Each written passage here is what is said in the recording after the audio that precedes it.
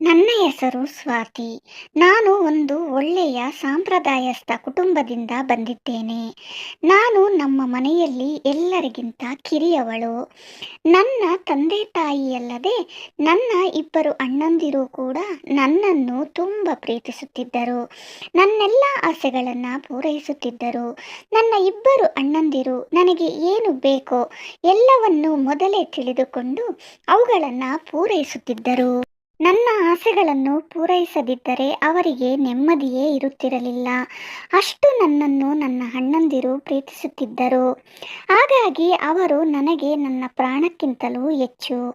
ಹೀಗಿರುವಾಗಲೇ ಇದ್ದಕ್ಕಿದ್ದ ಹಾಗೆ ನನ್ನ ತಾಯಿಯು ಹಾರ್ಟ್ ಅಟ್ಯಾಕ್ನಿಂದ ಸಾವನ್ನಪ್ಪುತ್ತಾರೆ. ನಂತರ ನನ್ನ ತಂದೆ ನಮ್ಮ ಅಣ್ಣನ ಮದುವೆ ಮಾಡಿದರು. ನನ್ನ ಅತ್ತಿಗೆ ತುಂಬ ಒಳ್ಳೆಯವಳಾಗಿದ್ದಳು.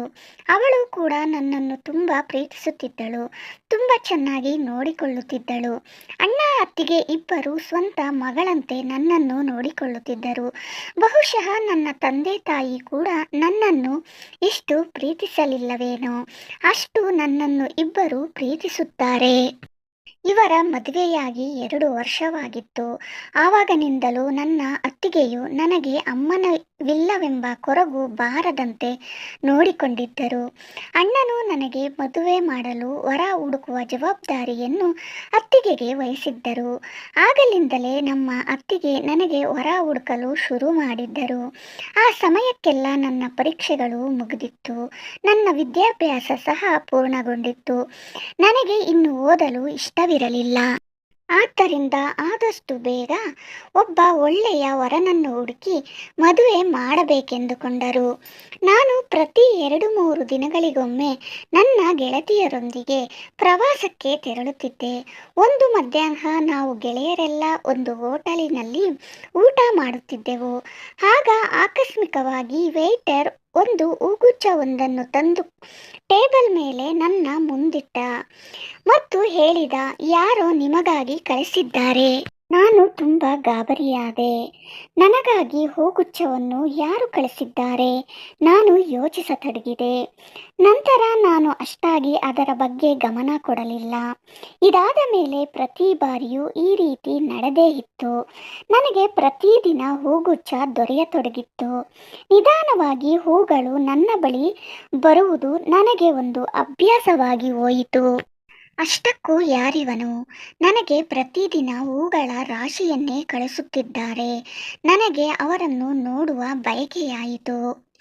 ಒಂದು ದಿನ ನಾನು ಬಾಲ್ಕನಿಯಲ್ಲಿ ನಿಂತಿದ್ದೆ. ಆಗ ನನ್ನ ದೃಷ್ಟಿ ಆ ಗಲ್ಲಿಯಲ್ಲಿರುವ ಒಬ್ಬ ಅನಾಮಿಕ ವ್ಯಕ್ತಿಯತ್ತ ಹೋಯಿತು. ಅವನು ಕಪ್ಪು ಬಣ್ಣದ ಶರ್ಟ್ ಧರಿಸಿದ್ದ ಮತ್ತು ಅವನು ಹೂಗುಚ್ಛವನ್ನು ನನ್ನ ಕಿಟಕಿಯೊಳಗೆ ಎಸೆದ ಮತ್ತು ಅಲ್ಲಿಂದ ಹೊರಟು ಹೋದ. ನಾನು ಅವನನ್ನು ತಡೆಯಲು ನನ್ನ ರೂಮಿನ ಕಡೆಗೆ ಓಡಿದೆ. ಅದಾಗಲೇ ಆ ಹುಡುಗ ಹೊರಟು ಹೋಗಿದ್ದ. ನನಗೆ ತುಂಬ ಬೇಜಾರಾಯಿತು. ಅಷ್ಟಕ್ಕೂ ಅವನ್ಯಾರು? ನನಗೆ ದಿನಾಲೂ ಹೂಗುಚ್ಛ ನೀಡುತ್ತಾನೆ. ಇಂದು ಅವನನ್ನು ನೋಡಬಹುದಿತ್ತು. ಆದರೆ ಸ್ವಲ್ಪದರಲ್ಲೇ ಮಿಸ್ ಆಗಿಬಿಟ್ಟ. ಅವನನ್ನು ನೋಡಲು ಆಗಲಿಲ್ಲವಲ್ಲ ಎಂದು ನನಗೆ ತುಂಬ ಬೇಜಾರಾಯಿತು. ಇದಾದ ಮೇಲೆ ಮರುದಿನ ನನ್ನ ಅತ್ತಿಗೆ ಕರೆದು, ಇಂದು ನೀನು ಹೊರಗೆ ಎಲ್ಲೂ ಹೋಗಬೇಡ. ಇಂದು ನಿನ್ನನ್ನು ನೋಡಲು ವರನ ಕಡೆಯವರು ಬರುತ್ತಿದ್ದಾರೆ ಎಂದಳು. ವರನ ಕಡೆಯವರು ನನ್ನನ್ನು ನೋಡಲು ಬಂದರು. ಅನಂತರ ಅವರ ಉತ್ತರನೂ ಬಂತು. ಅವರಿಗೆ ಹುಡುಗಿ ತುಂಬ ಇಷ್ಟ ಆದ್ಲು ಅಂತ ಅವರು ಆದಷ್ಟು ಬೇಗ ಮದುವೆ ಮಾಡಿಕೊಡಿ. ನಿಮ್ಮ ಹುಡುಗಿ ನಮಗೆ ಇಷ್ಟ ಆಗಿದ್ದು ಆದಷ್ಟು ಬೇಗ ನಾವು ನಿಮ್ಮ ಹುಡುಗಿಯನ್ನು ನಮ್ಮ ಮನೆ ಸೊಸೆ ಮಾಡಿಕೊಳ್ಳಲಿಕ್ಕೆ ನಾವು ತಯಾರಾಗಿದ್ದೇವೆ ಎಂದು ಹೇಳಿದರು. ನಮ್ಮ ಹುಡುಗನಿಗೆ ನಿಮ್ಮ ಹುಡುಗಿ ತುಂಬ ಇಷ್ಟ ಆಗಿದ್ದಾಳೆ. ಆದರೆ ನನ್ನ ಮನಸ್ಸು ಒಪ್ಪಲಿಲ್ಲ. ನನಗೆ ಹೂಗುಚ್ಛವನ್ನು ಕಳಿಸುತ್ತಿರುವ ಆ ಅನಾಮಧೇಯ ವ್ಯಕ್ತಿಯ ಬಗ್ಗೆ ಗೊತ್ತೂ ಇರಲಿಲ್ಲ. ಬಹುಶಃ ನನ್ನ ಹಣೆಬರಹದಲ್ಲಿ ಇದೇ ಬರೆದಿದೆಯೇನೋ. ಆದರೆ ಆಶ್ಚರ್ಯವೆಂದರೆ ಯಾವಾಗ ನನ್ನ ಮದುವೆ ಫಿಕ್ಸ್ ಆಯಿತೋ ಆವಾಗಿನಿಂದ ಹೂಗುಚ್ಛಗಳು ಬರುವುದು ನಿಂತಿತ್ತು. ಬಹುಶಃ ಅವನಿಗೂ ಈ ದಿನವೇ ನನ್ನ ಮದುವೆ ಫಿಕ್ಸ್ ಆಗಿರುವುದು ಗೊತ್ತಾಗಿರಬೇಕು. ಏಕೆಂದರೆ ಅವನು ಈಗ ಹೂಗಳನ್ನು ಕಳಿಸುತ್ತಿರಲಿಲ್ಲ. ಆದರೆ ಮತ್ತೆ ನನ್ನ ಗಮನವೆಲ್ಲ ನನ್ನ ಮದುವೆಯ ತಯಾರಿಯತ್ತ ಹರಿಯಿತು. ತುಂಬ ಅವಸರವಾಗಿ ಅತ್ತಿಗೆ ನನ್ನ ಮದುವೆಯನ್ನು ತಾನು ಇಷ್ಟಪಟ್ಟ ಹುಡುಗನೊಂದಿಗೆ ನಿಶ್ಚಯಿಸಿದರು. ನಮ್ಮ ಮನೆಯ ವಾತಾವರಣ ಸಂಪೂರ್ಣ ಸ್ವಾತಂತ್ರ್ಯದಿಂದ ಕೂಡಿತ್ತು. ಆದುದರಿಂದ ನಾನು ಮತ್ತು ವಿಶಾಲ್ ಹಲವು ಬಾರಿ ಮುಖಾಮುಖಿಯಾಗಿ ಭೇಟಿಯಾಗಿದ್ದೆವು. ಪ್ರತಿ ಬಾರಿ ಭೇಟಿಯಾದಾಗಲೂ ನಾನು ವಿಶಾಲನ ಗಂಭೀರತೆ, ಸೀದಾಸಾದ ಮನುಷ್ಯನೆಂದುಕೊಂಡೆ. ಅವನಿಗೆ ತುಂಬ ತಮಾಷೆಯಾಗಿ ಮಾತನಾಡುವುದು ಇಷ್ಟವಾಗುತ್ತಿರಲಿಲ್ಲ. ಈಗಿನ ಕಾಲದ ಹುಡುಗರಂತೆ ಅವನು ಇರಲಿಲ್ಲ.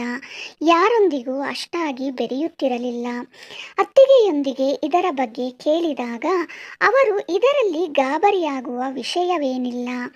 ಎಲ್ಲ ಹುಡುಗರು ಮದುವೆಗೆ ಮುಂಚೆ ನಾಚಿಕೆ ಸ್ವಭಾವದವರಾಗಿರುತ್ತಾರೆ. ನಂತರ ಎಲ್ಲವೂ ಬದಲಾಗುತ್ತದೆ. ಈಗ ನಿಮ್ಮಣ್ಣನ್ನೇ ನೋಡು. ಮದುವೆಗೆ ಮುಂಚೆ ಅವರು ಹೇಗಿದ್ದರು, ಈಗಂತೂ ಅವರು ನನ್ನ ಹಿಂದಿಂದೆ ಸುತ್ತುತ್ತಿರುತ್ತಾರೆ. ಈ ಅತ್ತಿಗೆಯ ಮಾತುಗಳನ್ನು ಕೇಳಿ ತುಂಬ ಸಮಾಧಾನ ತಂದಿತ್ತು ಮತ್ತು ನಾನು ಮದುವೆಗೆ ಒಪ್ಪಿಕೊಂಡೆ. ವಿಶಾಲನೊಂದಿಗೆ ನನ್ನ ಮದುವೆಯಾಯಿತು. ಅವರು ತುಂಬ ಒಳ್ಳೆಯವರಾಗಿದ್ದರು. ಮನೆಯಲ್ಲಿ ಅತ್ತೆ, ಮಾವ, ಒಬ್ಬ ಮೈದುನ ಮತ್ತು ನಾವಿಬ್ಬರೂ ಇದ್ದೆವು. ಮದುವೆಯಾದ ಹೊಸದರಲ್ಲಿ ಎಲ್ಲವೂ ಚೆನ್ನಾಗಿತ್ತು. ಆದರೆ ನನಗೆ ವಿಶಾಲನ ಕೆಲವೊಂದು ನಡವಳಿಕೆಗಳು ತುಂಬ ವಿಚಿತ್ರವಾಗಿ ಕಾಣುತ್ತಿತ್ತು. ಅವನು ತುಂಬ ವಾಸನೆಯುಳ್ಳ ಪರ್ಫ್ಯೂಮ್ ಬಳಸುತ್ತಿದ್ದ. ಅದು ನನಗೆ ಇಷ್ಟನೇ ಆಗುತ್ತಿರಲಿಲ್ಲ. ಆದರೆ ಹೊಸದಾಗಿ ನಮ್ಮ ಮದುವೆಯಾಗಿದ್ದರಿಂದ ನಾನು ಏನು ಹೇಳುವ ಸ್ಥಿತಿಯಲ್ಲಿ ಇರಲಿಲ್ಲ. ಮದುವೆಯ ರಾತ್ರಿ ನಾನು ತಯಾರಾಗಿದ್ದೆ. ಅವನು ಮದುಮಗನಾಗಿ ನನ್ನ ಕೋಣೆಯೊಳಗೆ ಬಂದ. ನಾನು ಸುಂದರವಾದ ವಿಶಾಲನನ್ನು ನೋಡಿ ನನಗೆ ತುಂಬ ಖುಷಿಯಾಯಿತು ಮತ್ತು ಆ ದಿನ ನನ್ನ ಸಂತೋಷಕ್ಕೆ ಪಾರವೇ ಇರಲಿಲ್ಲ. ಅವರ ಪರ್ಫ್ಯೂಮ್ನ ವಾಸನೆ ಮೂಗಿಗೆ ಬಡಿಯುತ್ತಿತ್ತು. ಅವರು ನನ್ನ ಜೊತೆ ಮಾತನಾಡುತ್ತಾ ನೀನು ತುಂಬ ಸುಂದರವಾಗಿದ್ದೀಯಾ ಅಂದರು. ಅವರ ಹೊಗಳಿಕೆಯಿಂದ ನಾನು ಮನದಲ್ಲಿ ಸಂತೋಷಕ್ಕೆ ನನ್ನ ನಾಚಿಕೆಯಿಂದ ನಾನು ತಲೆ ಅಲ್ಲಾಡಿಸಿದೆ. ನಿಧಾನವಾಗಿ ಬರಬರುತ್ತಾ ನಮ್ಮ ಮಾತುಕತೆ ಶುರುವಾಯಿತು. ಇಲ್ಲಿಯವರೆಗೂ ಅವರು ನನಗೆ ಸರಿಯಾಗಿ ಮುಖವನ್ನು ತೋರಿಸಿರಲಿಲ್ಲ. ಅಷ್ಟರಲ್ಲಿ ನನ್ನ ಕಣ್ಣಿಗೆ ನಿದ್ದೆಯ ಮಂಪು ಹತ್ತಿತ್ತು. ನಾನು ಹಾಗೆ ಮಲಗಿಬಿಟ್ಟೆ. ಬೆಳಗ್ಗೆ ಎದ್ದಾಗ ನನಗೆ ತುಂಬ ನಾಚಿಕೆಯಾಯಿತು. ಆಗ ವಿಶಾಲ, ಪರವಾಗಿಲ್ಲ, ನೀವು ತುಂಬ ಸುಸ್ತಾಗಿದ್ದರಿಂದ ನಿದ್ದೆ ಬಂದಿರಬಹುದು ಎಂದು ಪರಿಸ್ಥಿತಿಯನ್ನು ಅರ್ಥ ಮಾಡಿಕೊಂಡ. ಅವರ ಬಗ್ಗೆ ನನಗೆ ಒಳ್ಳೆಯ ಭಾವನೆ ಮೂಡಿತು. ನಾವು ಮದುವೆಯಾದ ಮೊದಲ ದಿನವಾದ್ದರಿಂದ ಮನೆಗೆ ಬಹಳ ನೆಂಟರು ಬಂದರು. ಅವರ ಜೊತೆ ಮಾತನಾಡುವುದು, ಹೇಳುವುದು, ಕುಳಿತುಕೊಳ್ಳುವುದು ಮಾಡಿದ್ದರಿಂದ ನಾನು ತುಂಬ ಸುಸ್ತಾಗಿ ಬಿಟ್ಟೆ. ಆದ್ದರಿಂದ ಸೊಂಟ ನೋವಿನಿಂದ ನಾನು ರೂಮಿಗೆ ಬಂದವಳೆ ನಿದ್ದೆ ಮಾಡಿಬಿಟ್ಟೆ. ಬೆಳಗ್ಗೆ ಎದ್ದು ನನ್ನ ಮೇಲೆ ವಿಶಾಲ ಕೋಪಿಸಿಕೊಂಡಿರಬಹುದು ಎಂದು ತುಂಬ ಹೆದರಿಕೆಯಾಯಿತು. ಒಂದು ವೇಳೆ ಅವರಿಗೆ ಸಿಟ್ಟು ಬಂದಿದ್ದರೂ ಸಿಟ್ಟಾದಂತೆ ವರ್ತಿಸಲಿಲ್ಲ. ತುಂಬ ನಾರ್ಮಲ್ ಆಗಿ ನನ್ನ ಜೊತೆ ತುಂಬ ಚೆನ್ನಾಗಿ ಮಾತನಾಡಿದರು. ಇದು ಕೆಲವು ದಿನಗಳ ಹಿಂದಿನ ಮಾತಾಗಿತ್ತು. ಈಗ ಅವರು ಯಾವಾಗ ಹಳ್ಳಿಯಿಂದ ವಾಪಸ್ ಬಂದರೋ ಅವರ ಪರ್ಫ್ಯೂಮ್ ವಾಸನೆ ಜೋರಾಗಿ ನನ್ನ ಮೂಗಿಗೆ ಬಡಿದು ನಾನು ಪುನಃ ನಿದ್ರೆಗೆ ಜಾರತೊಡಗಿದೆ. ರಾತ್ರಿ ಊಟವಾದ ಮೇಲೆ ನಾವು ಮಲಗಲು ಶುರು ಮಾಡಿದೆವು. ಎಚ್ಚರವಾಗಿ ಕಣ್ಣುಗಳು ತೆರೆದುಕೊಂಡವು. ನಾನು ವಿಶಾಲನನ್ನು ಕರೆದೆ. ಆಗ ನನಗೆ ಒಂದು ಆಶ್ಚರ್ಯ ಕಾದಿತ್ತು. ನನ್ನ ಕಣ್ಣುಗಳು ಸುತ್ತಲೂ ವಿಶಾಲನಿಗಾಗಿ ಹುಡುಕಾಡುತ್ತಿದ್ದವು. ವಿಶಾಲ ಅಲ್ಲಿಂದ ನಾಪತ್ತೆಯಾಗಿದ್ದರು. ನಾನು ಕಷ್ಟಪಟ್ಟು ಎದ್ದೆ ಮತ್ತು ರೂಮ್ ಚೆಕ್ ಮಾಡಿದೆ. ಆದರೆ ವಿಶಾಲನ ಪತ್ತೆ ಇರಲಿಲ್ಲ. ಬಾತ್ರೂಮ್ನಲ್ಲೂ ಚೆಕ್ ಮಾಡಿದೆ. ಆದರೆ ಅವನು ಅಲ್ಲಿಯೂ ಇರಲಿಲ್ಲ. ಗಾಬರಿಗೊಂಡು ನಾನು ಸೀದಾ ಬೆಡ್ ಮೇಲೆ ಬಂದು ಮಲಗಿದ್ದೆ. ಇಡೀ ರಾತ್ರಿ ವಿಶಾಲನ ಬರುವಿಕೆಗಾಗಿ ಕಾದೆ. ಬೆಳಗ್ಗೆ ತಿಂಡಿ ಟೇಬಲ್ ಮೇಲೆ ವಿಶಾಲನನ್ನು ನೋಡಿ ಆಶ್ಚರ್ಯವಾಯಿತು. ನಾನು ಕೇಳಿದೆ, ನೀವು ಎಲ್ಲಿದ್ರಿ? ಅವರು ಹೇಳಿದರು, ನೀನಂತೂ ಬೇಗ ಮಲಗಿದೆ, ನನಗೆ ನಿದ್ದೆ ಬರುತ್ತಿರಲಿಲ್ಲ. ಆದ್ದರಿಂದ ನಾನು ಇಡೀ ರಾತ್ರಿ ಲಾನ್ನಲ್ಲಿಯೇ ಕುಳಿತುಕೊಂಡಿದ್ದೆ. ಆಗ ನನಗೆ ತಲೆ ತಗ್ಗಿಸುವಂತೆ ಆಯಿತು.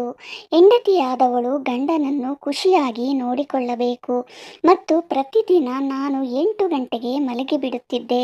ಯಾಕೋ ಗೊತ್ತಿಲ್ಲ, ಮದುವೆಯಾದ ಮೇಲೆ ನನಗೆ ಇಷ್ಟು ಬೇಗ ಹೇಗೆ ನಿದ್ದೆ ಬರುತ್ತಿದೆ. ನಮ್ಮ ಮನೆಯಲ್ಲಿ ನಾನು ರಾತ್ರಿ 2 ಅಥವಾ 3 ಗಂಟೆಯವರೆಗೂ ಎದ್ದಿರುತ್ತಿದ್ದೆ. ಇಲ್ಲಿ ಏನು ಗೊತ್ತಿಲ್ಲ, ವಿಶಾಲನ ಮನೆಯಲ್ಲಿ ಮಲಗಿದರೆ ಸಾಕು, ಗಾಢ ನಿದ್ರೆ ಬರುತ್ತದೆ. ಆದರೂ ವಿಶಾಲನ ಮುಖದಲ್ಲಿ ಯಾವ ಬೇಜಾರಾದ ಹಾಗೆ ಲಕ್ಷಣಗಳು ಕಂಡುಬರುತ್ತಿಲ್ಲ. ಆದರೆ ನಾನು ಅವನನ್ನು ಅರ್ಥ ಮಾಡಿಕೊಂಡಿದ್ದೆ. ಮಾರನೆಯ ದಿನ ನಾನು ರಾತ್ರಿಯೆಲ್ಲ ಎಚ್ಚರವಾಗಿರಲು ಹಗಲಲ್ಲಿ ಮಲಗಿ ನನ್ನ ನಿದ್ರೆಯನ್ನು ಪೂರ್ಣಗೊಳಿಸುತ್ತಿದ್ದೆ. ಸಂಜೆಯಾಗುತ್ತಲೇ ನಾನು ವಿಶಾಲನ ಬರುವಿಕೆಗಾಗಿ ತಯಾರಾಗಲು ಶುರು ಮಾಡಿಕೊಂಡೆ. ಅವರು ಆಫೀಸಿನಿಂದ ಬಂದ ತಕ್ಷಣ ಅವರ ಕೈಯಿಂದ ಬ್ಯಾಗ್ ತೆಗೆದುಕೊಂಡು ಮುಗುಳ್ನಕ್ಕು ಅವರನ್ನು ನೋಡಿದೆ. ಅವರು ನೀನು ತುಂಬ ಸುಂದರವಾಗಿದ್ದೀಯಾ ಎಂದು ಹೊಗಳಬಹುದು ಎಂದುಕೊಂಡಿದ್ದೆ. ಆದರೆ ಅವರು ಸರಿಯಾಗಿ ನನ್ನ ಕಡೆ ನೋಡಲೇ ಇಲ್ಲ. ಆದ್ದರಿಂದ ನಾನು ಅವರ ಹತ್ತಿರ ಹೋದೆ. ಅವರು ಇದೇನು ಆಶ್ಚರ್ಯ, ಅವರ ಪರ್ಫ್ಯೂಮ್ನಿಂದ ನನಗೆ ಮತ್ತು ಬಂದಂತೆ ಅನಿಸುತ್ತಿತ್ತು. ವಿಶಾಲನ ಪರ್ಫ್ಯೂಮ್ ವಾಸನೆ ಜೋರಾಗಿ ಮೂಗಿಗೆ ಬಡಿಯುತ್ತಿತ್ತು. ಎಷ್ಟು ಜೋರಾಗಿ ಎಂದರೆ ಕೆಲವೇ ನಿಮಿಷಗಳಲ್ಲಿ ನನಗೆ ತಲೆ ತಿರುಗಿದಂತಾಗಿ ಮತ್ತೆ ನಿದ್ದೆಗೆ ಜಾರಿದೆ. ಮತ್ತೆ ಏನಾಯಿತೋ ನನಗೆ ಗೊತ್ತಿಲ್ಲ. ಬೆಳಗ್ಗೆ ಎದ್ದಾಗ ನನ್ನ ತಲೆ ತುಂಬ ಭಾರವಾಗಿತ್ತು. ಅಕಸ್ಮಾತಾಗಿ ನನ್ನ ದೃಷ್ಟಿ ನನ್ನ ಕೈ ಮತ್ತು ಕಾಲುಗಳ ಮೇಲೆ ಬಿತ್ತು. ನನ್ನ ಜೀವ ಹೋಗಿ ಮರಳಿ ಬಂದಂತಾಗಿತ್ತು. ನನ್ನ ಕೈ ಮತ್ತು ಕಾಲುಗಳೆರಡು ಊದಿಕೊಂಡಿದ್ದವು. ಏನಾಗುತ್ತಿದೆ ಎಂದು ನನಗೆ ಅರ್ಥವಾಗುತ್ತಿರಲಿಲ್ಲ. ವಿಶಾಲ್ ಕೋಣೆಯಲ್ಲಿ ಇರಲಿಲ್ಲ. ತಿಂಡಿಯ ಟೇಬಲ್ ಬಳಿ ಅತ್ತೆ ಕೇಳಿದಳು, ನಿನ್ನ ಕೈಗಳಿಗೆ ಏನಾಗಿದೆ? ನಾನು ಗಾಬರಿಯಿಂದ ಹೇಳಿದೆ, ಊದಿಕೊಂಡಿದೆ, ಏನಾಯಿತು ಅಂತ ಗೊತ್ತಿಲ್ಲ. ಮತ್ತೆ ಅತ್ತೆ ಹೇಳಿದರು, ನಿನ್ನ ಕೈ ಮತ್ತು ಕಾಲಿಗೆ ಊತ ಕಡಿಮೆಯಾಗೋ ಕ್ರೀಮ್ ಹಚ್ಚಿಕೋ. ಅವರು ನನಗೆ ಪ್ರೀತಿಯಿಂದ ಹೇಳಿದರು, ಒಬ್ಬ ಪತಿಗೆ ಒಳ್ಳೆಯ ಹೆಂಡತಿ ತುಂಬ ಸುಂದರವಾಗಿ ಕಾಣುತ್ತಾಳೆ. ಆ ಒಳ್ಳೆತನ ಹಾಗೂ ಸುಂದರತೆ ಕಡಿಮೆಯಾಗದಂತೆ ನೋಡಿಕೋ. ಗಂಡನನ್ನು ಕಂಟ್ರೋಲ್ನಲ್ಲಿ ಇರ್ತಾನೆ. ಇದೇ ರೀತಿ ಸ್ವಲ್ಪ ಹೊತ್ತಿನ ನಂತರ ವಿಶಾಲ ಹೊರಗಡೆಯಿಂದ ಬರುತ್ತಿರುವುದು ಕಾಣಿಸಿತು. ನಾನು ಮಲಗಿದ ನಂತರ ಲಾನ್ಗೆ ಹೋಗಿರಬೇಕು ಎಂದು ನನಗೆ ತಿಳಿಯಿತು. ನಮ್ಮ ಅತ್ತೆ ತುಂಬ ಒಳ್ಳೆಯವರಾಗಿದ್ದರು. ಗಂಡನನ್ನು ಹೇಗೆ ಹಿಡಿತದಲ್ಲಿಟ್ಟುಕೊಳ್ಳಬೇಕು ಎಂದು ಯಾವಾಗಲೂ ನನಗೆ ಹೇಳುತ್ತಿದ್ದರು.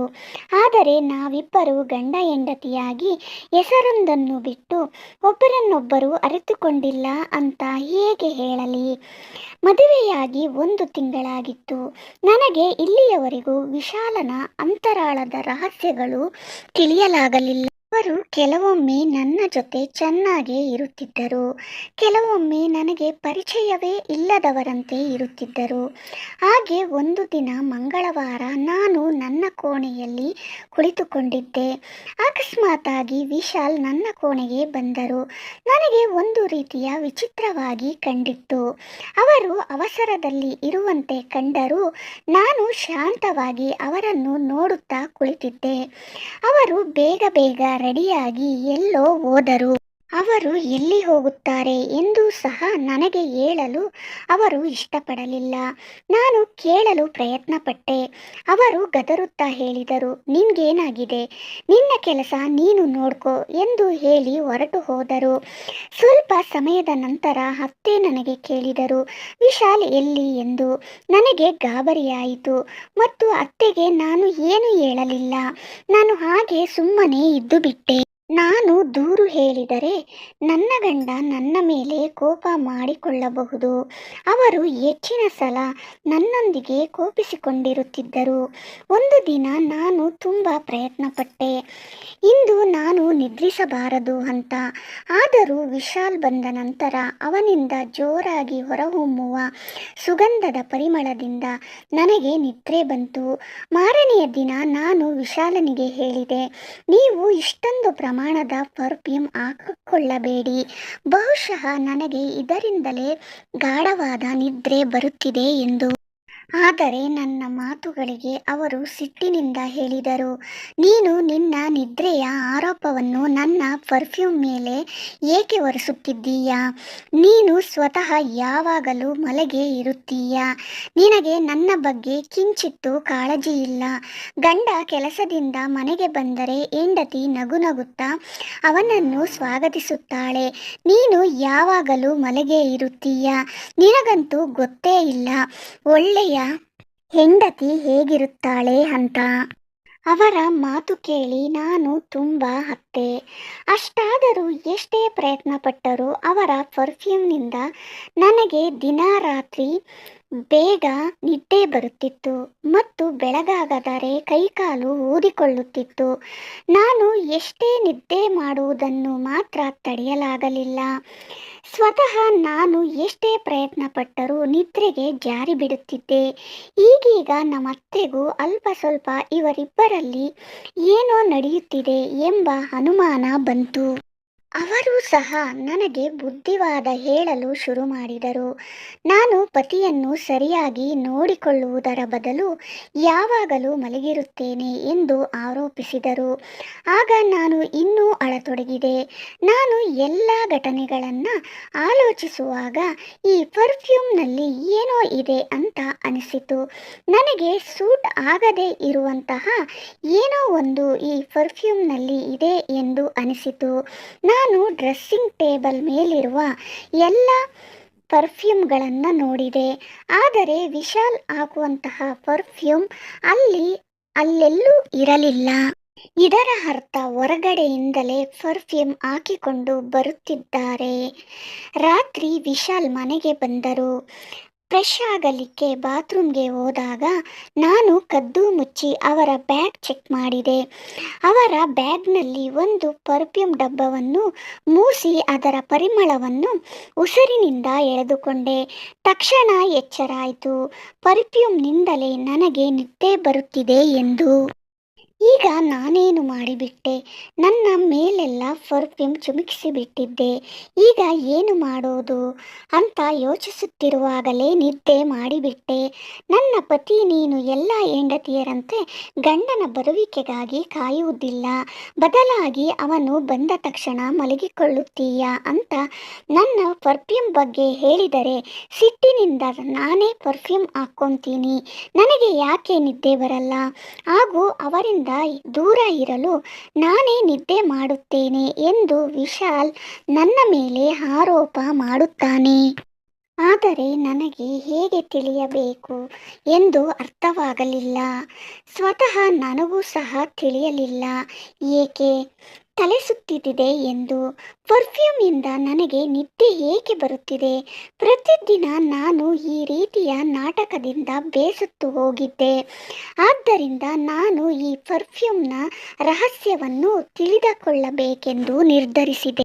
ವಿಶಾಲ್ ಬರುವುದಕ್ಕಿಂತ ಮುಂಚೆ ಮೂಗಿನಲ್ಲಿ ಹತ್ತಿಯನ್ನು ಹಾಕಿಕೊಂಡು ಅವನು ಬಂದ ತಕ್ಷಣ ನಿದ್ದೆ ಬರುವಂತೆ ಮಲಗಿಕೊಂಡೆ. ವಿಶಾಲನಿಗೆ ಅನುಮಾನ ಬಾರದೇ ಇರಲಿ ಎಂದು ನಾನು ಕಣ್ಮುಚ್ಚಿ ನಿದ್ರಿಸುವಂತೆ ನಟಿಸಿದೆ. ಯಾವಾಗ ನಾನು ಸಣ್ಣದಾಗಿ ಕಣ್ಣು ತೆಗೆದು ನೋಡಿದೆನೋ ಆಗ ವಿಶಾಲ್ ಬ್ಯಾಗಿನಿಂದ ಪರ್ಫ್ಯೂಮನ್ನು ತೆಗೆದು ನನ್ನ ಮುಖಕ್ಕೆ ಮತ್ತೊಮ್ಮೆ ಸ್ಪ್ರೇ ಮಾಡಿದ. ನಾನು ತತ್ತರಿಸಿ ಹೋದೆ. ನಾನು ನಿದ್ದೆ ಹೋಗಲೆಂದೇ ಸ್ವತಃ ವಿಶಾಲ್ ನನ್ನ ಮುಖಕ್ಕೆ ಪರ್ಫ್ಯೂಮ್ ಸಿಂಪಡಿಸುತ್ತಿದ್ದ ಮತ್ತು ಉದ್ದೇಶಪೂರ್ವಕ ನಿದ್ದೆ ಮಾಡುತ್ತೇನೆಂದು ನನ್ನ ಮೇಲೆ ಆರೋಪವನ್ನು ಮಾಡುತ್ತಿದ್ದ. ನನ್ನ ಅದೃಷ್ಟ ಚೆನ್ನಾಗಿತ್ತು. ಅದರ ಪ್ರಭಾವ ನನ್ನ ಮೇಲೆ ಆಗಬಾರದೆಂದು ನಾನು ಮೂಗಿನಲ್ಲಿ ಹತ್ತಿ ಹಾಕಿಕೊಂಡಿದ್ದೆ ಮತ್ತು ಉಸಿರನ್ನು ಹಿಡಿದಿಟ್ಟುಕೊಂಡಿದ್ದೆ. ನನ್ನ ಮೇಲೆ ಪರ್ಫ್ಯೂಮ್ ಸ್ಪ್ರೇ ಮಾಡಿದ ನಂತರ ವಿಶಾಲ್ ಸ್ನಾನಕ್ಕೆ ಹೋದ. ಸ್ನಾನವಾದ ಮೇಲೆ ಕೋಣೆಯಿಂದ ಹೊರ ಹೋದ. ನಂತರ ನಾನು ಅವರು ಎಲ್ಲಿ ಹೋಗುತ್ತಾರೆ ಎಂದು ತಿಳಿಯಲು ನಾನು ಎದ್ದು ಕುಳಿತೆ. ವಿಶಾಲ್ ಲಾನ್ನಲ್ಲಿ ಕುಳಿತು ಯಾರೊಂದಿಗೋ ಮಾತನಾಡುತ್ತಿದ್ದರು. ನನ್ನ ಮನಸ್ಸಿನಲ್ಲಿ ಏನೋ ಗೊಂದಲ. ಅಷ್ಟಕ್ಕೂ ಏನು ನಡೀತಿದೆ ಇಲ್ಲಿ? ಅವನು ನನ್ನಿಂದ ಏಕೆ ದೂರ ಇದ್ದಾನೆ?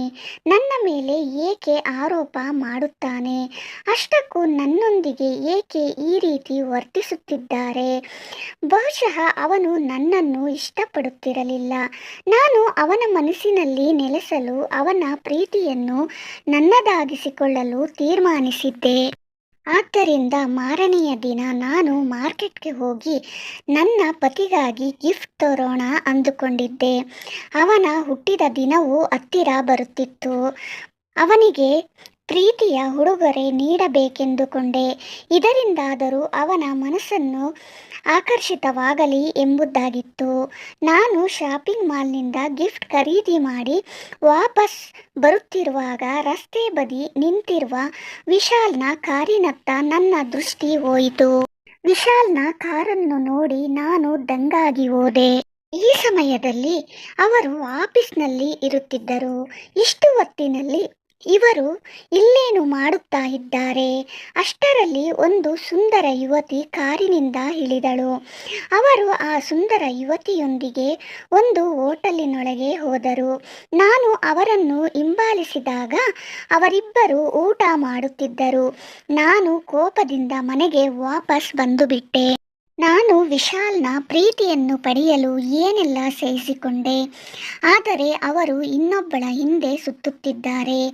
ಆ ದಿನವನ್ನು ನಾನು ಸಹಿಸಿಕೊಂಡೆ. ಅವರ ಕಾಲೇಜಿನ ಸಹಪಾಠಿಯಾಗಿರಬಹುದು, ಇಲ್ಲವೇ ಅವರ ಕಸಿನ್ ಆಗಿರಬಹುದು ಎಂದು ಹಸಿ ಸುಳ್ಳನ್ನೇ ನಂಬಿದೆ. ಸ್ವಲ್ಪ ದಿನಗಳ ನಂತರ ನಾನು ಮತ್ತೊಮ್ಮೆ ಅವರಿಬ್ಬರು ಜೊತೆಯಾಗಿರುವುದನ್ನು ನೋಡಿದೆ. ಆ ದಿನ ನಾನು ನನ್ನ ತವರು ಮನೆಯಿಂದ ಬರುವಾಗ ಸಿಗ್ನಲಲ್ಲಿ ಅವರ ಗಾಡಿ ನಿಂತಿತ್ತು. ಆಗ ಅವರಿಬ್ಬರು ಒಂದು ಆಸ್ಪತ್ರೆಯ ಒಳಗೆ ಹೋಗುತ್ತಿದ್ದರು. ಈಗಂತೂ ನನ್ನ ಅನುಮಾನ ಸತ್ಯವಾಗಿತ್ತು. ಈ ವಿಶಾಲ್ ನನಗೆ ಮೋಸ ಮಾಡುತ್ತಿದ್ದಾನೆ. ನಾನಿರುವಾಗ ಬೇರೊಬ್ಬಳ ಜೊತೆ ಅವರ ಸಂಬಂಧವಿದೆ ಮತ್ತು ನನಗೆ ಈಗ ಅವರ ಎಲ್ಲ ಆಟಗಳು ಅರ್ಥವಾಗಲಾರಂಭಿಸಿದವು. ನನಗಂತೂ ಖಾತರಿಯಾಯಿತು, ಅವರಿಗೆ ನನ್ನೊಂದಿಗೆ ಮದುವೆಯಾಗಲು ಇಷ್ಟವಿರಲಿಲ್ಲ. ಅದಕ್ಕಾಗಿ ಪೂರ್ಣ ರಾತ್ರಿ ನನ್ನನ್ನು ಮಲಗಿಸಿ ಅವಳ ಹತ್ತಿರ ಹೋಗುತ್ತಿದ್ದರೇನೋ. ಈ ನಿಗೂಢವನ್ನು ಪತ್ತೆ ಮಾಡಲೇಬೇಕೆಂದು ನಾನು ನಿರ್ಧರಿಸಿದೆ. ನಾನು ನನ್ನ ಪತಿಯನ್ನು ಮತ್ತೊಬ್ಬರ ಜೊತೆ ಹಂಚಿಕೊಳ್ಳಲಾರೆ, ಏಕೆಂದರೆ ನನಗೆ ಅವರೊಂದಿಗೆ ಪ್ರೇಮವಾಗಿತ್ತು.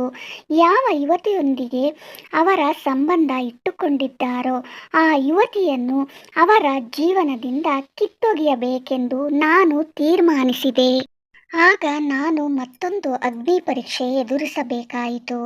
ನನ್ನ ಅತ್ತೆ ಮಗಳೇ, ಯಾವಾಗ ಖುಷಿ ಸಮಾಚಾರ ಹೇಳುತ್ತಿ ಎಂದು ಅತ್ತೆಯವರು ಇಂತಹ ಮಾತುಗಳಿಂದ ನಾನು ಗಾಬರಿಯಾಗುತ್ತಿದ್ದೆ.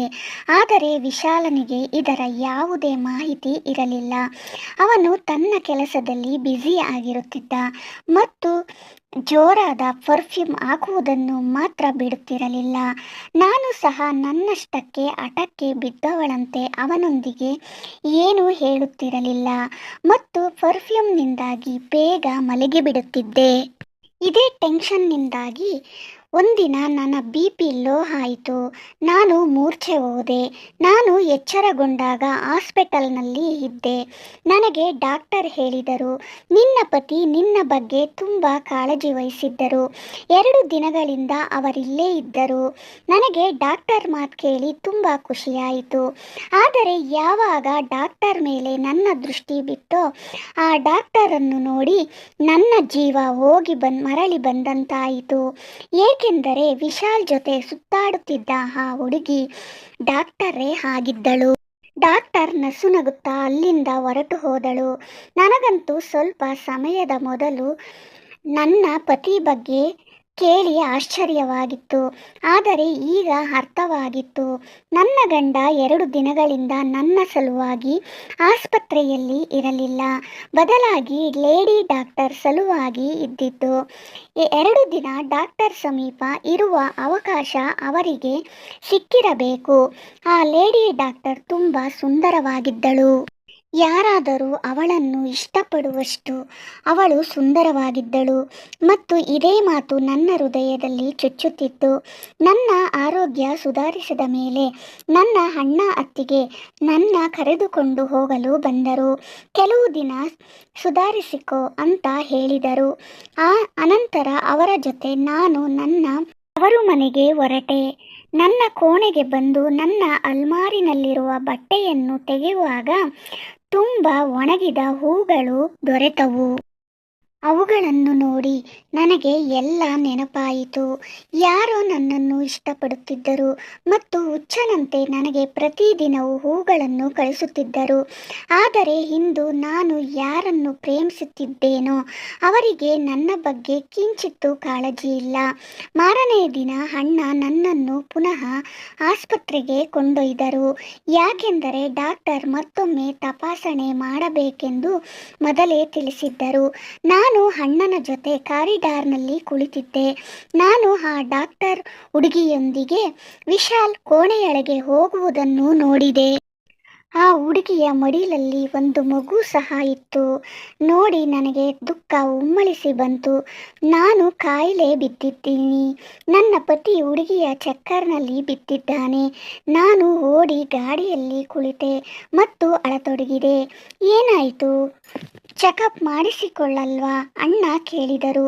ನಾನು ಮಾಡಿಸಿಕೊಳ್ಳಲ್ಲ ಅಂದೆ. ಇಲ್ಲ, ಮತ್ತೆ ಯಾವಾಗಲಾದರೂ ಮಾಡಿಸಿಕೊಳ್ಳುತ್ತೇನೆ. ಈಗ ನನಗೆ ಈ ಆಸ್ಪತ್ರೆಯಲ್ಲಿ ಗಾಬರಿಯಾಗುವಂತೆ ಭಾಸವಾಗುತ್ತಿದೆ. ಅಣ್ಣ ಕೇಳತೊಡಗಿದರು. ಏನಾಯಿತು? ನೀನು ಆರೋಗ್ಯವಾಗಿದ್ದೀಯಾ ತಾನೇ? ಓ ಅಣ್ಣ, ನಾನು ನಿಜವಾಗಲೂ ಆರಾಮಾಗಿದ್ದೇನೆ. ಮನೆಗೆ ಹೋಗಬೇಕು ಆಸೆ ಅಷ್ಟೇ.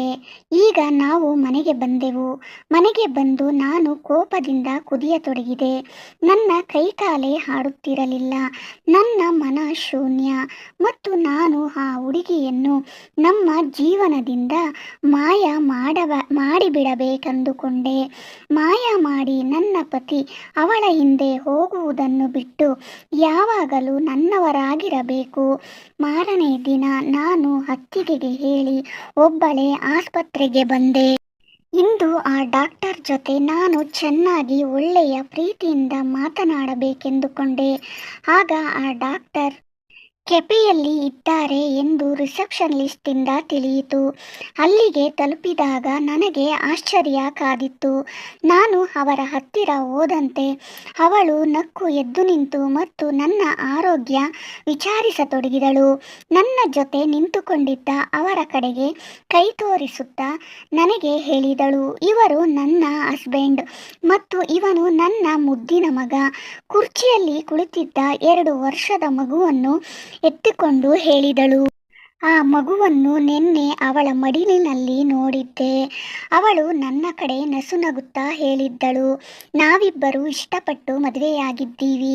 ನಾನು ಒಂದು ಮಗುವಿನ ತಾಯಿಯಂತೆ ಯಾರಿಗೂ ಅನಿಸುವುದಿಲ್ಲ. ನಾನಂತೂ ಅವಳಿಂದ ಈ ರೀತಿಯ ಮಾತುಗಳನ್ನು ನಿರೀಕ್ಷಿಸಿರಲಿಲ್ಲ. ಅವಳು ನನ್ನ ಪತಿಯನ್ನು ಬುಟ್ಟಿಗೆ ಹಾಕಿಕೊಂಡಿದ್ದಾಳೆ ಎಂದು ನಾನು ಅಂದುಕೊಂಡಿದ್ದೆ. ಆದರೆ ಅವಳು ಸ್ವತಃ ಮದುವೆಯಾಗಿದ್ದಳು ಮತ್ತು ಒಂದು ಮಗುವಿನ ತಾಯಿಯೂ ಸಹ. ಅವಳು ತನ್ನ ಜೀವನದಲ್ಲಿ ತುಂಬ ಖುಷಿಯಾಗಿರುವಂತೆ ಕಾಣುತ್ತಿದ್ದಳು. ಮತ್ತೆ ವಿಶಾಲನೊಂದಿಗೆ ಇವಳಿಗೇನು ಸಂಬಂಧ? ಅವಳು ಮುಂದೆ ಹೇಳತೊಡಗಿದಳು, ವಿಶಾಲ್ ಯಾವಾಗಲೂ ನಿಮ್ಮ ಬಗ್ಗೆ ಹೇಳುತ್ತಾ ಇರುತ್ತಾನೆ. ಅವರಿಗೆ ನಿಮ್ಮ ಬಗ್ಗೆ ಹೆಚ್ಚು ಕಾಳಜಿ ಇದೆ. ವಿಶಾಲನಂತಹ ಗಂಡನನ್ನು ಪಡೆಯಲು ನೀವು ತುಂಬ ಪುಣ್ಯ ಮಾಡಿದ್ದೀರಾ. ಡಾಕ್ಟರ್ ಮಾತು ಕೇಳಿ ನನ್ನ ತಲೆ ಗಿರ್ರನೆ ತಿರುಗಿತು. ಅವಳು ಸುಳ್ಳು ಹೇಳುತ್ತಿದ್ದಳು. ವಿಶಾಲನಂತೂ ನನ್ನ ಕಡೆ ನೋಡೋಕ್ಕೂ ಇಷ್ಟಪಡುತ್ತಿರಲಿಲ್ಲ. ಇದನ್ನೇ ಹೇಳಿದೆ. ಅವಳು ನಂಬದೆ ನನ್ನ ಕಡೆ ನೋಡಿ ಹೇಳಿದಳು, ನಿನಗಿನ್ನೂ ವಾಸ್ತವದ ಬಗ್ಗೆ ಕಿಂಚಿತ್ತೂ ತಿಳಿದಿಲ್ಲ. ಸತ್ಯ ಏನೆಂದು ತಿಳಿದುಕೋ. ಇದನ್ನು ಕೇಳಿ ಒಂದಂತೂ ನನಗೆ ಅರ್ಥವಾಯಿತು. ಏನೋ ಸತ್ಯ ಇದೆ, ಅದನ್ನು ನಾನು ತಿಳಿದುಕೊಳ್ಳಬೇಕು ಎಂದು ನಾನು ಆಸ್ಪತ್ರೆಯಿಂದ ಮನೆಯ ಕಡೆ ಹೊರಟೆ. ನನ್ನ ಅತ್ತೆ ಮತ್ತು ಮಾವ ನನ್ನ ನೋಡಿ ತುಂಬ ಖುಷಿಪಟ್ಟರು. ನಾನು ಬಂದಿದ್ದು ವಿಶಾಲ್ಗೆ ಹೇಳಬೇಡಿ ಎಂದು ಅವರಲ್ಲಿ ಕೇಳಿಕೊಂಡೆ. ವಿಶಾಲ್ಗೆ ನಾನು ಮನೆಗೆ ಬಂದಿರುವುದು ತಿಳಿದಿರಲಿಲ್ಲ. ಆದ್ದರಿಂದ ಅವನು ಕೋಣೆಗೆ ಬರುವಾಗ ಪರ್ಫ್ಯೂಮನ್ನು ಹಾಕಿರಲಿಲ್ಲ. ಇಂದು ನನ್ನನ್ನು ಮಲಗಿಸಲು ಇನ್ನೇನು ಕಸರತ್ತು ನಡೆಸುತ್ತಾರೋ ಎಂದು ನಾನು ಪರೀಕ್ಷಿಸಬೇಕೆಂದಿದ್ದೆ. ಅಚಾನಕ್ಕಾಗಿ ನಾನು ಅವನ ಮುಂದೆ ನಿಂತೆ. ಅವನು ನನ್ನನ್ನು ನೋಡಿ ಗಾಬರಿಯಿಂದ "ನೀನು ಯಾವಾಗ ಬಂದೆ?" ಕೇಳಿದ. "ನೀವು ಸ್ವತಃ ಹೇಳುತ್ತಿದ್ದೀರಿ, ನೀವು ಆಫೀಸಿನಿಂದ ಬಂದ ತಕ್ಷಣ ನಾನು ಮಲಗುತ್ತೇನೆ ಅಂತ. ಆದ್ದರಿಂದ ಇಂದು ನಿಮ್ಮೆಲ್ಲ ಕಂಪ್ಲೇಂಟ್ಗಳಿಗೆ ಒಂದು ಕೊನೆ ಹಾಕಲೇಬೇಕೆಂದಿದ್ದೇನೆ." ವಿಶಾಲನ ಮುಖ ಬಿಳಿಚಿಕೊಂಡಿತ್ತು ಮತ್ತು ಹೇಳತೊಡಗಿದ, "ಇಲ್ಲ, ನೀನು ಮಲಕ್ಕೋ, ನಿನಗೆ ಹುಷಾರಿಲ್ಲ. ನೀನು ರೆಸ್ಟ್ ತಗೋ. ನಾನು ಸ್ಟಡಿ ರೂಮ್ಗೆ ಹೋಗುತ್ತಿದ್ದೇನೆ. ನನಗೆ ಸ್ವಲ್ಪ ಕೆಲಸ ಇದೆ." ಅವರು ಎದ್ದು ಕೋಣೆಯಿಂದ ಹೊರ ಹೋದರು. ನನಗೆ ತುಂಬ ಸಿಟ್ಟು ಬಂತು. ಸಿಟ್ಟಿನಿಂದ ಕೈಯಲ್ಲಿದ್ದ ವಸ್ತುಗಳನ್ನು ಎಸೆಯತೊಡಗಿದೆ. ನಾನು ಅಲ್ಮಾರಿಯಿಂದ ಬಟ್ಟೆಗಳನ್ನು ಬೆಡ್ ಮೇಲೆ ಎಸೆಯತೊಡಗಿದೆ. ನಾನು ತವರಿಗೆ ವಾಪಸ್ಸಾಗಲು ಪ್ಯಾಕ್ ಮಾಡಲು ಬಟ್ಟೆಗಳನ್ನು ಹೊರತೆಗೆದೆ. ಆಗ ಅಚಾನಕ್ಕಾಗಿ ಬಟ್ಟೆಗಳ ನಡುವೆ ಲಕೋಟೆಯೊಂದು ಬಿತ್ತು. ನಾನು ಆ ಲಕೋಟೆಯನ್ನು ಎತ್ತಿಕೊಂಡೆ. ಅದು ಯಾವುದೋ ಹಾಸ್ಪಿಟಲ್ನಿಂದ ಬಂದ ಲಕೋಟೆಯಾಗಿತ್ತು. ಬಹುಶಃ ನಂದೇ ರಿಪೋರ್ಟ್ ಇರಬಹುದು ಎಂದು ಓಪನ್ ಮಾಡಿದೆ. ರಿಪೋರ್ಟ್ ಓದುತ್ತಾ ಹೋದಂತೆ ನಾನು ಹೌಹಾರಿದೆ. ಅದು ವಿಶಾಲನ ರಿಪೋರ್ಟ್ ಆಗಿತ್ತು. ಅವನಿಗೆ ಬ್ರೈನ್ ಟ್ಯೂಮರ್ ಇತ್ತು. ಈ ಎಲ್ಲ ಮರ್ಮವನ್ನು ತಿಳಿದು ನನಗೆ ಸಹಿಸಲಾಗಲಿಲ್ಲ. ಆಕಾಶವೇ ಕಳಚಿ ತಲೆ ಮೇಲೆ ಬಿದ್ದಂತಾಗಿ ನಾನು ಹಾಗೆ ನೆಲದಲ್ಲಿ ಕುಸಿದೆ. ಇದು ಸತ್ಯವೆಂದು ನನಗೆ ನಂಬಲಾಗಲಿಲ್ಲ. ಹಾಗೆ ವಿಶಾಲನ ಹಿಂದೆ ಸ್ಟಡಿ ರೂಮ್ಗೆ ಹೋದೆ. ಸ್ಟಡಿ ರೂಮ್ ನೋಡಿ ಅಲ್ಲಿ ಇನ್ನೂ ಆಶ್ಚರ್ಯವಾಯಿತು. ಆ ಕೋಣೆಯ ತುಂಬೆಲ್ಲ ನನ್ನ ಫೋಟೋಗಳೇ ಇದ್ದವು. ಎಲ್ಲ ನನಗೆ ಹೂ ಕಳಿಸುವ ಸಂದರ್ಭದ ಫೋಟೋಗಳಾಗಿದ್ದವು. ಇದನ್ನು ತಿಳಿದ ಆಕಾಶವೇ ತಲೆ ಮೇಲೆ ಬಿದ್ದಂತಾಯಿತು. ಅವನ ಮುಂದೆ ಹೋಗಿ ರಿಪೋರ್ಟ್ ಮುಂದೆ ಅವನು ಗಾಬರಿಯಾದ. ನಾನು ಅಳುತ್ತಾ ಹೇಳಿದೆ, "ಏನಿದೆಲ್ಲ? ಇದನ್ನೆಲ್ಲ ನನ್ನಿಂದ ಯಾಕೆ ಮುಚ್ಚಿಟ್ಟೆ?" ಅವರು ಹೇಳಿದರು, "ನಾನು ನಿನ್ನನ್ನು ತುಂಬ ಪ್ರೀತಿಸುತ್ತಿದ್ದೇನೆ. ನೀನು ನನಗೆ ಇಷ್ಟ ಆಗಿದ್ದೆ. ನಾನೇ ನಿನಗೆ ಹೂಗುಚ್ಛಗಳನ್ನೆಲ್ಲ ಕಳಿಸುತ್ತಿದ್ದೆ. ಮದುವೆ ವಿಷಯ ಮಾತನಾಡಲು ನಮ್ಮ ಮನೆಯವರನ್ನು ಸಹ ನಿಮ್ಮ ಮನೆಗೆ ಕಳಿಸಿದ್ದೆ. ಅದಾದ ಮೇಲೆ ನನ್ನ ಆರೋಗ್ಯ ಹಾಳಾಗಲು ಶುರುವಾದಾಗ ನನಗೆ ಬ್ರೈನ್ ಟ್ಯೂಮರ್ ಇರುವುದು ತಿಳಿಯಿತು. ಇದನ್ನು ಗುಣಪಡಿಸಬಹುದಾಗಿತ್ತು. ಯಾರಲ್ಲಿಯೂ ನನಗೆ ಬ್ರೈನ್ ಟ್ಯೂಮರ್ ಇರುವುದನ್ನು ತಿಳಿಸಿರಲಿಲ್ಲ. ಮದುವೆಗೂ ಮೊದಲು ನಾನು ಚಿಕಿತ್ಸೆ ಪಡೆದುಕೊಂಡು ಗುಣಮುಖನಾಗುತ್ತೇನೆ ಎಂಬ ಆಶಾಭಾವನೆ ಇತ್ತು. ಆದರೆ ಡಾಕ್ಟರ್ ಇನ್ನೂ 2 ತಿಂಗಳು ಚಿಕಿತ್ಸೆ ಪಡೆಯಬೇಕಾಗುತ್ತದೆ ಎಂದು ಹೇಳಿದರು. ನಿನಗೆ ತಿಳಿಯದಿರಲಿ ಎಂದು ಮೂರ್ಛೆ ಹೋಗುವಂತಹ ಪರ್ಫ್ಯೂಮನ್ನು ಹಾಕಿ ಬರುತ್ತಿದ್ದೆ, ಏಕೆಂದರೆ ನಿನಗೆ ನಿದ್ದೆ ಬರಲಿ ಎಂದು. ನಾನು ಸ್ನಾನ ಮಾಡುತ್ತಿದ್ದರಿಂದ ನನ್ನ ಮೇಲೆ ಆ ಪರ್ಫ್ಯೂಮ್ ಪ್ರಭಾವ ಬೀರುತ್ತಿರಲಿಲ್ಲ. ನಾನು ಬೇಗ ಗುಣಮುಖನಾಗಿ ಎಲ್ಲವನ್ನು ನಿನಗೆ ಹೇಳಬೇಕು ಅಂದುಕೊಂಡಿದ್ದೆ. ಗುಣಮುಖವಾಗದಿದ್ದರೆ ನಿನ್ನನ್ನು ಸ್ವತಂತ್ರವಾಗಿರಲು ಬಿಡುತ್ತಿದ್ದೆ. ನನ್ನಿಂದಾಗಿ ನಿನ್ನ ಜೀವನ ಹಾಳಾಗಬಾರದೆಂದು ಈ ರೀತಿ ಯೋಚಿಸಿದೆ. ನಿನಗೆ ಅನ್ಯಾಯವಾಗಬಾರದು.